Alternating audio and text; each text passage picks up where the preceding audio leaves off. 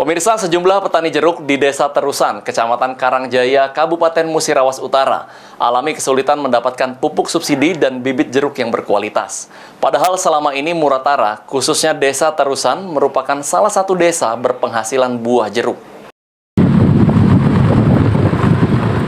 Sejumlah petani jeruk di Desa Terusan, Kecamatan Karangjaya, Kabupaten Musirawas Utara, hingga saat ini masih kesulitan mendapat pupuk subsidi dan bibit jeruk yang berkualitas.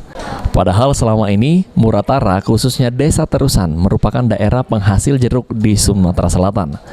Idi, salah satu petani jeruk, menyampaikan ada sekitar 200 hektar kebun jeruknya di desa. Namun para petani untuk mendapatkan pupuk subsidi maupun bibit unggulan merasa kesulitan sehingga mereka terpaksa beli bibit di Kota Palembang agar dapat bibit unggulan. Ya kadang-kadang kami itu kan dia pupuk lah kan. Pupuk itu kan macet kami kan. Kalau kadang-kadang yo kami itu dapat subsidi ya do kan. Ada apa ya? Iya. Itu kita tuh orang-orang juga lah yang dapat itu yang subsidi. Kalau kita dapat. Tidak dapat, ngapa lah? Dari waktu tahun belakangan ini tadi kita dapat dari itu kan, menuju kita itu gratis kan, dari pertanian kan. Ada ya. Pupuk, obat-obatan, sudah.